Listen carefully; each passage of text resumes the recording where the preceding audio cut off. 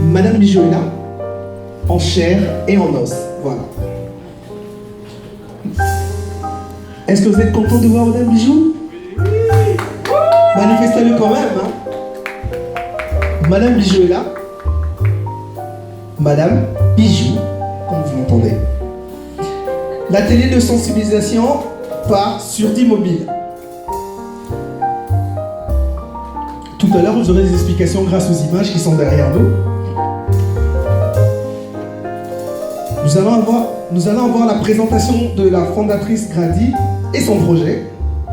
Tout sera dessiné derrière vous. Il y aura quand même les images. Avec le temps, nous allons comprendre ce que c'est vraiment.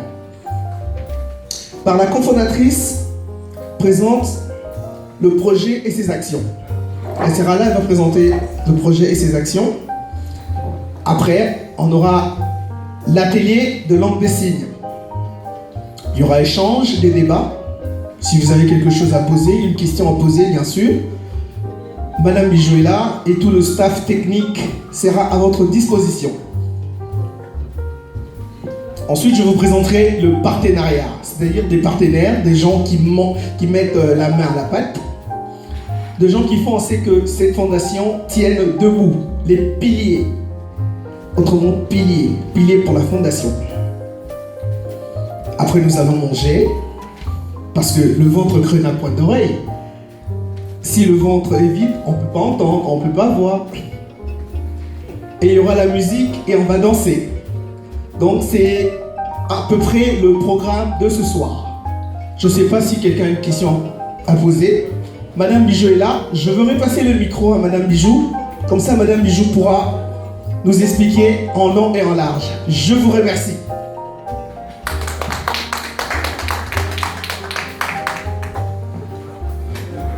Voilà, je veux dire merci à vous tous. Vous vous êtes donné la peine de répondre à l'invitation que la Fondation Grady et ses partenaires vous ont lancée. Voilà, donc si nous sommes réunis en ces lieux, donc c'est pour sensibiliser la communauté entendante de la manière dont vivent les personnes sourdes, afin que la société entendante puisse comprendre la vie, comment vivre la vie quotidienne des sourds, pour pouvoir aider le sourd à intégrer la société. Donc souvent, le barrière que le sourd rencontre, donc ce sont les entendants qui les empêchent d'intégrer la société parce qu'ils ne connaissent pas le handicap, ils ne connaissent pas ce que c'est la surdité. Donc voilà, je vous souhaite encore le bienvenu et je vous remercie tous. Je vous souhaite de passer une bonne soirée. Et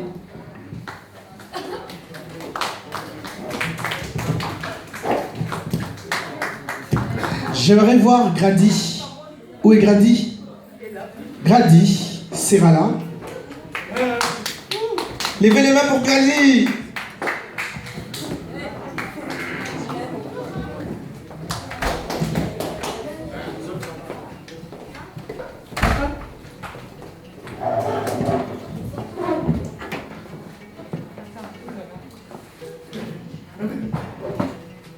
Bonjour, je suis très content que vous soyez là, que ce soit des personnes sourdes ou entendantes. Je suis très content.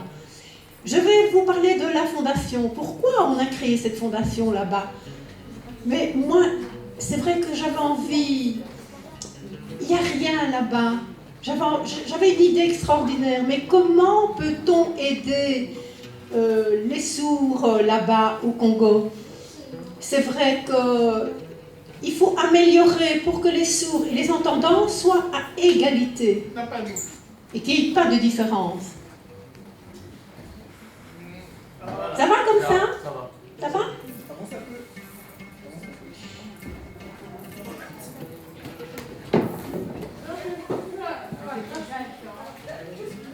Et c'est vrai que mon rêve, c'était de fonder un groupe et quelque chose pour aider les sourds. C'est vrai que les entendants ne connaissent pas la vie des sourds, il n'y a pas assez d'informations. Donc j'ai eu une idée de créer cette fondation pour que les sourds soient à égalité avec les entendants. Voilà. Merci. Merci beaucoup.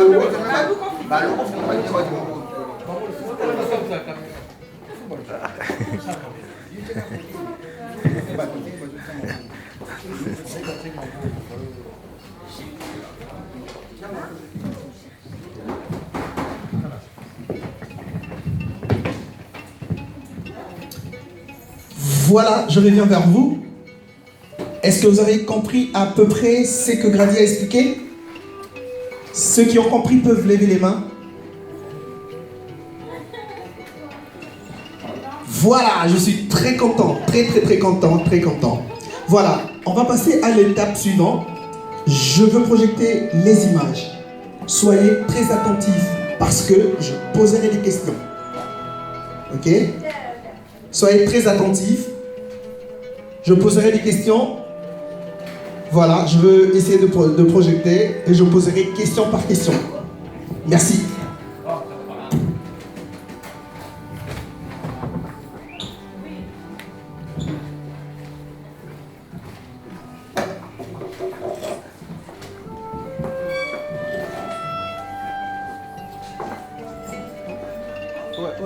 Ouais.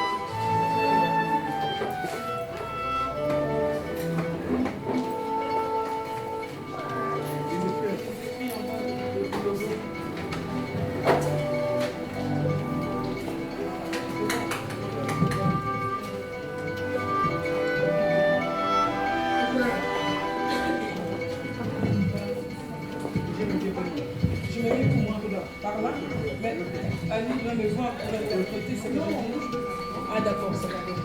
Donc,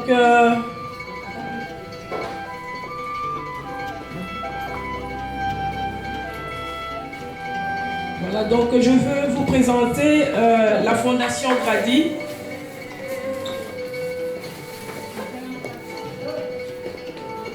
Donc c'est une fondation d'utilité publique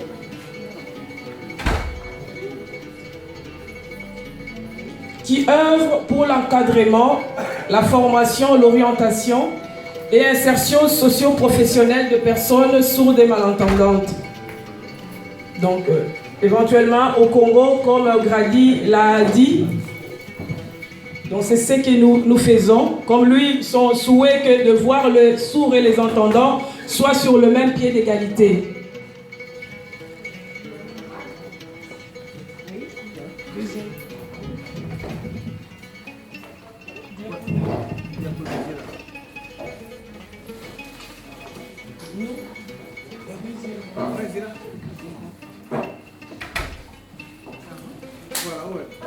Non, c'est toujours là où tu étais, tu descends.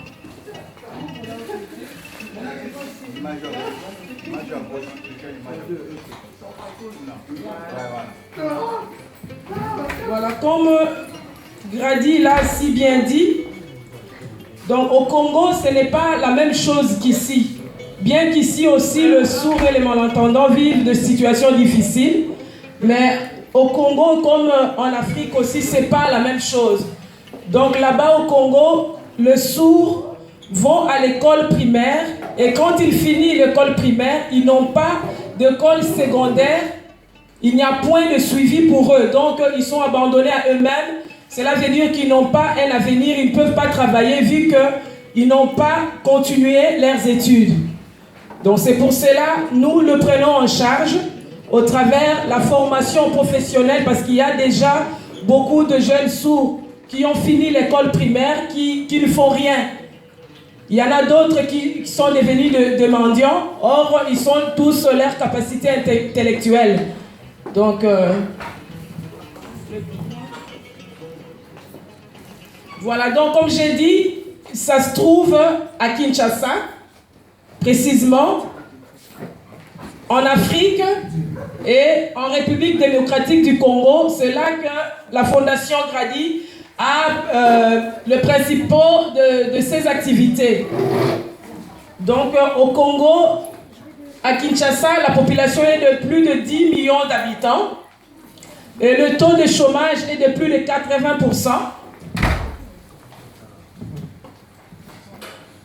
Donc, si vous comprenez, si le taux de chômage est élevé pour les personnes valides et pour les handicapés, les sourds, qui n'ont aucune formation, vous connaissez, vous imaginez la suite.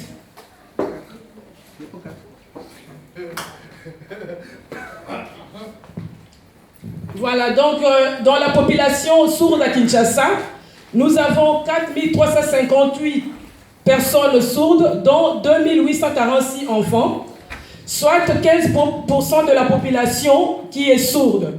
Donc dans le 15% de la population sourde, le 95% de sourds sont illettrés. Il n'y a pas de structure et pas de prise en charge adaptée. Quand je dis cela, ils mélangent le sourd et les handicapés mentaux ensemble dans le cursus qui n'est pas adapté à leur handicap.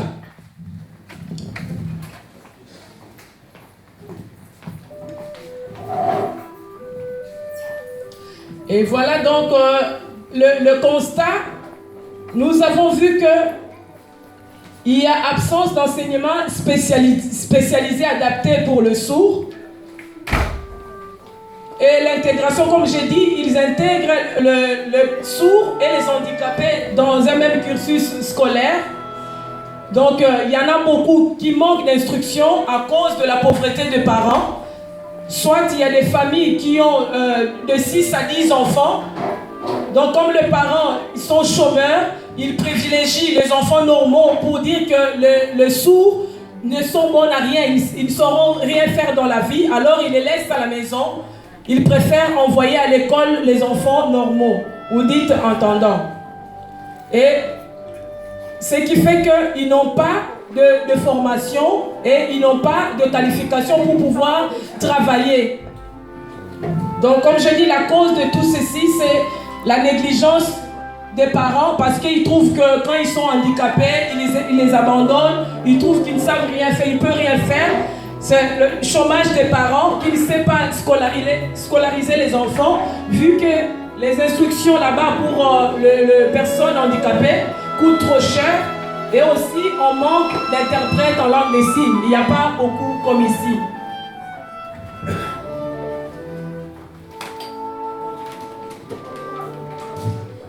Et voilà, donc tout ceci a des retombées sur les sourds, eux-mêmes tellement qu'ils sont stigmatisés, ils sont marginalisés, ils ont perdu l'estime d'eux-mêmes. Ils disent que voilà, comme tout le monde dit que je n'ai pas été à l'école, donc je ne peux rien faire dans la vie. Pour moi, c'est fini.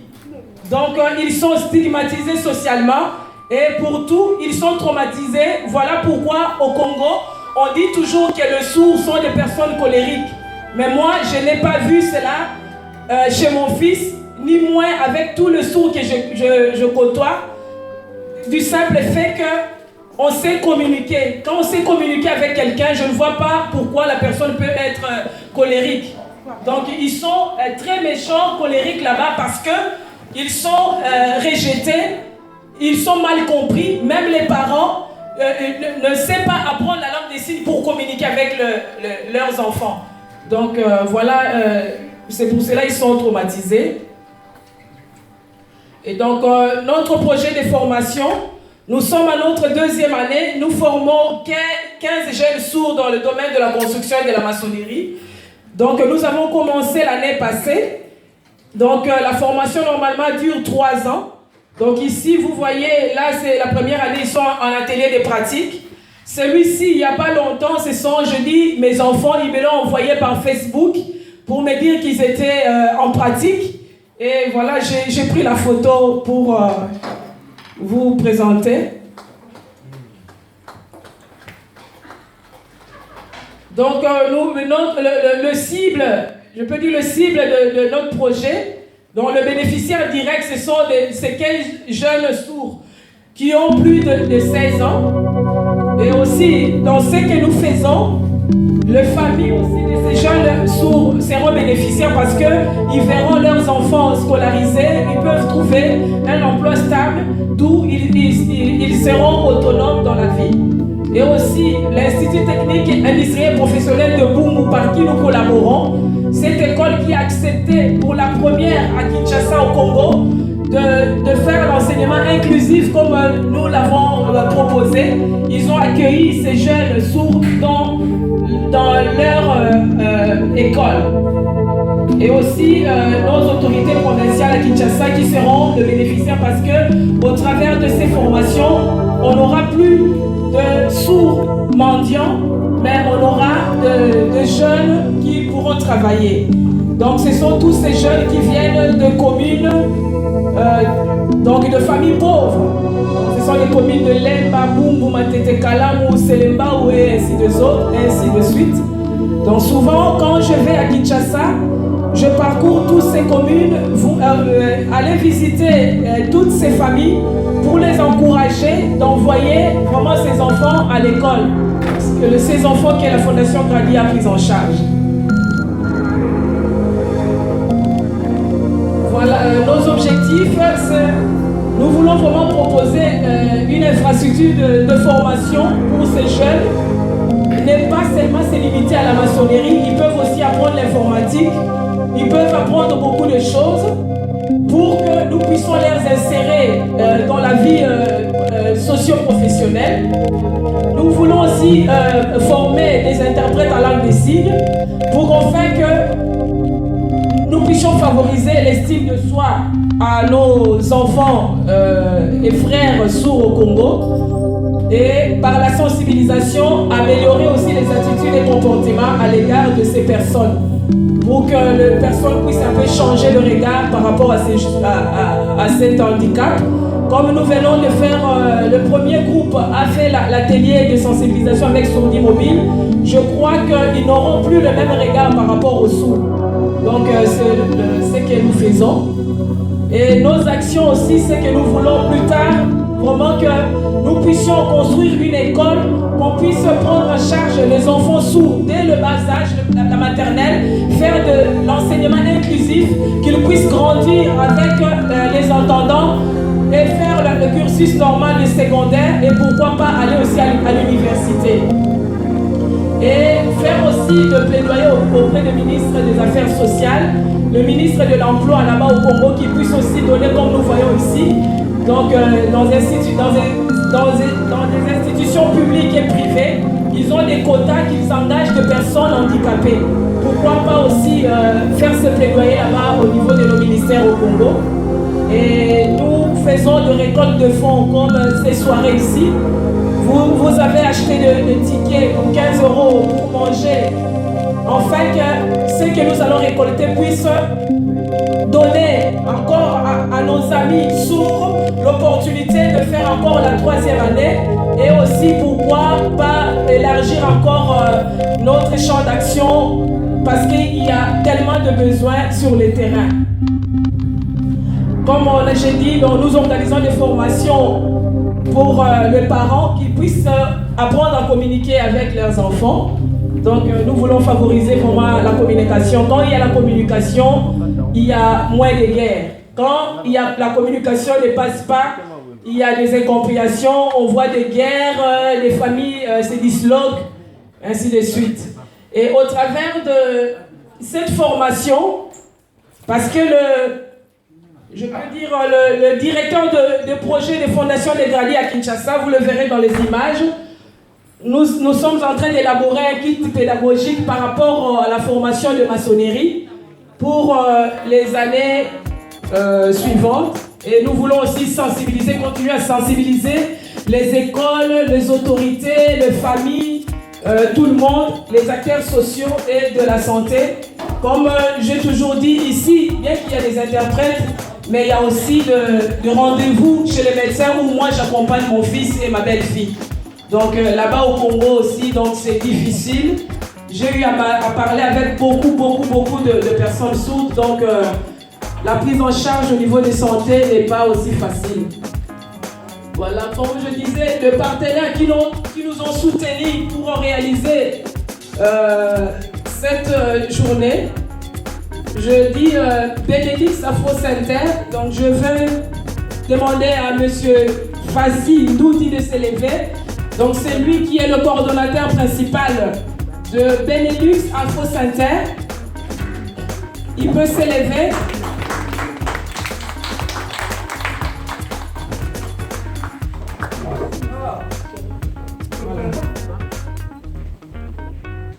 Voilà. Une fois à Kinshasa, je fais la sensibilisation sur le sida pour les personnes sourdes. Donc lui, c'est lui, au travers de son ASBL, il soutient les œuvres de la diaspora au Congo. C'est lui qui nous a permis de réaliser une journée de sensibilisation sur le sida au Congo. Et aussi Maurice Aya, que nous connaissons tous. C'est lui le parrain de la Fondation Grady. Et si Sourdi Mobile est là, donc c'est à travers de lui. Et aussi la province de Liège.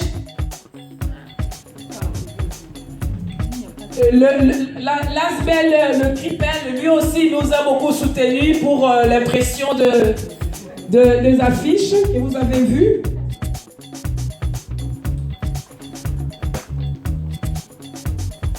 Et Congo Transfert International, c'est aussi un de nos compatriotes congolais. C'est chez lui que j'envoie toujours l'argent aux interprètes pour qu'ils puissent aller donner cours aux enfants. Donc lui aussi, il a bien accepté de nous soutenir dans cette action.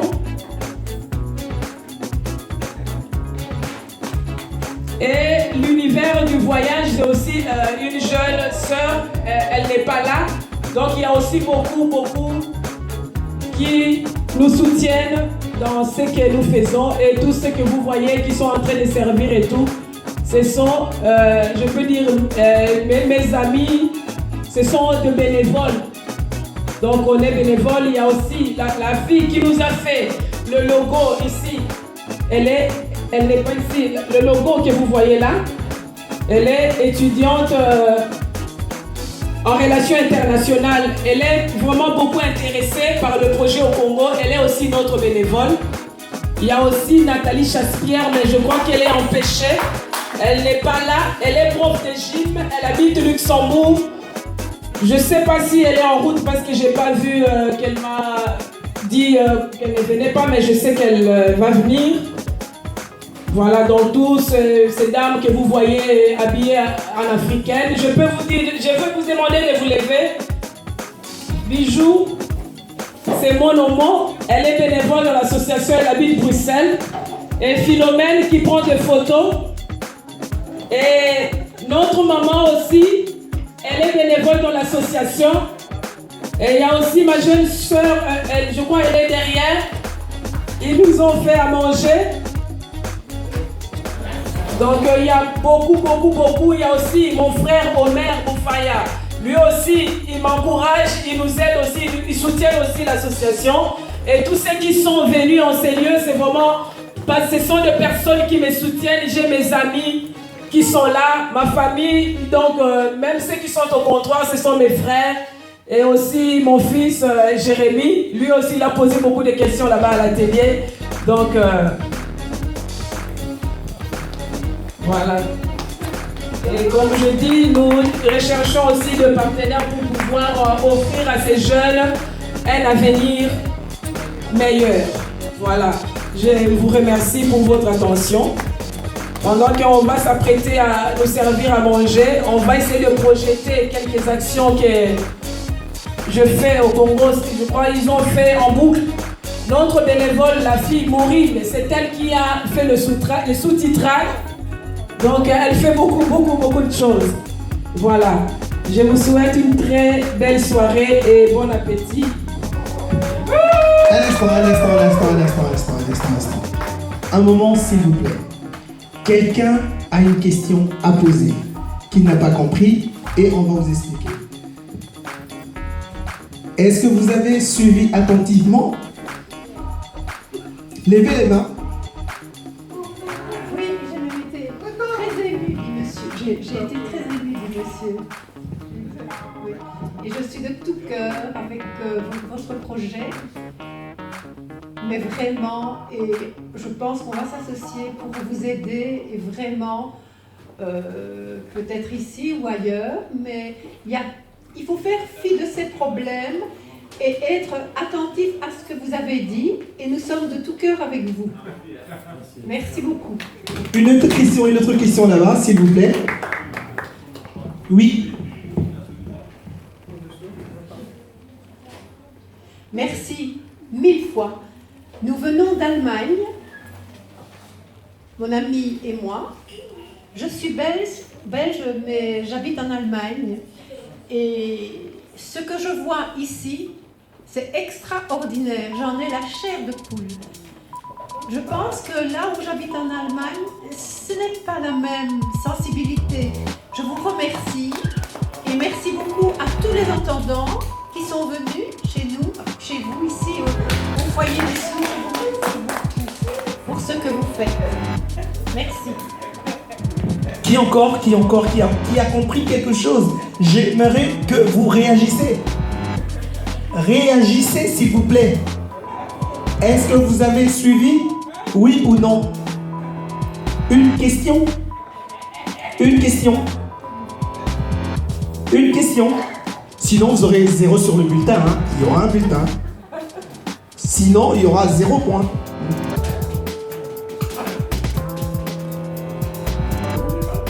Est-ce que vous avez bien compris?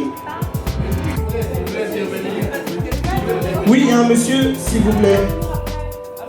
Après? Il n'y a pas de souci, vous pouvez me poser des questions, il n'y a pas de souci du minot. Non, c'est à vous de me poser la question sur la fondation. On va vous répondre. Qui a compris? Voilà.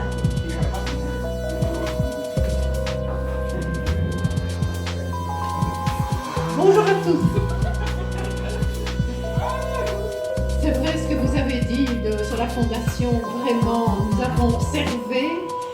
Et c'est vrai qu'au niveau des sourds, je pense qu'il faut absolument faire quelque chose. Que ce soit en Afrique, ou que ce soit peu importe dans quel pays, je pense qu'il faut se mobiliser, aider et se battre.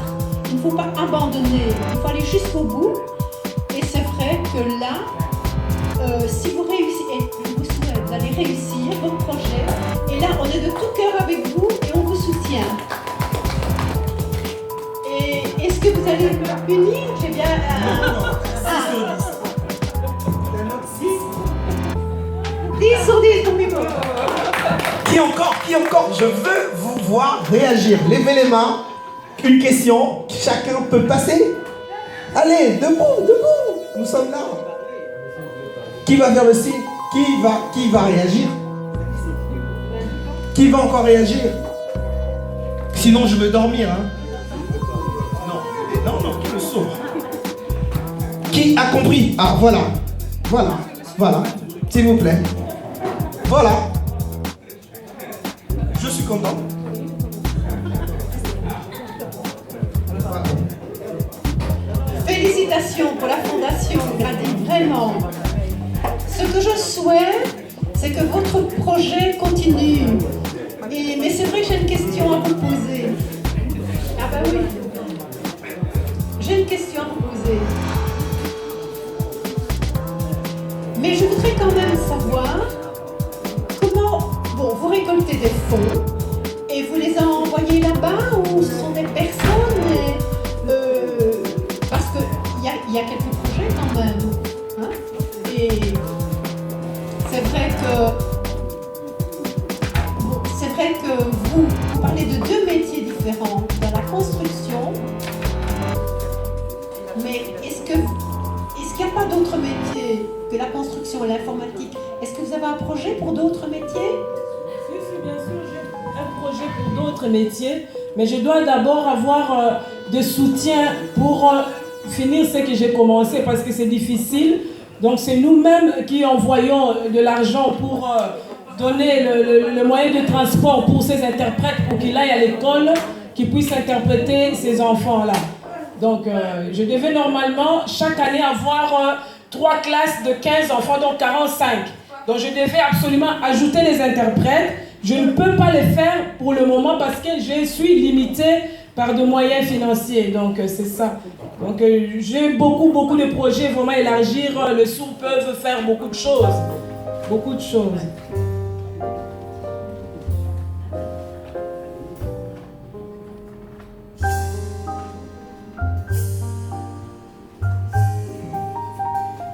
« 10 sur 10.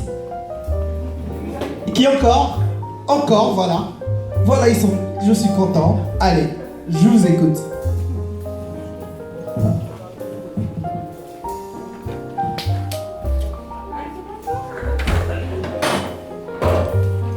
Il faudrait donc féliciter, faites honneur. C'est vrai que Madame Bijou, la famille, les sourds, tous les amis, c'est vrai que vous êtes là pour aider la Fondation Grady. Il faut encourager ces personnes, que ce soit au Congo ou autre part en Afrique, je pense. Moi j'ai beaucoup de contacts, c'est vrai. Il y a énormément de sourds là-bas en Afrique qui n'ont pas la possibilité d'avoir des études. On ne les a pas aidés. Il manque de moyens. Donc je pense que tous ces projets sont importants. Et à ce moment-là, il faut leur donner la possibilité de eux-mêmes de créer par après des cours, peut-être des cours pour que les sourds puissent avoir des métiers. Ils sont capables d'avoir des métiers comme d'autres, comme les entendants. Donc il faut faire en sorte qu'ils soient à égalité avec les entendants. Et c'est ça. Ça c'est l'avenir. Et je pense que l'Afrique, il y a des moyens. Les sourds sont courageux, ils ont des possibilités. Ils sont intelligents, mais il faut leur donner les moyens. Donc il faut que chacun donne une partie de leur... il faut de l'argent bien sûr, mais surtout les aider aussi. Et je suis très content et je suis vraiment très fière de Bijou qui œuvre et qui a des contacts, qui n'arrête pas d'avoir des contacts avec beaucoup de monde. Et merci Madame Bijou. 10 sur 10, il y a un monsieur qui va intervenir. Ah oui, ah yeah, encore, voilà, je suis content. Ah merci, j'ai dit vite.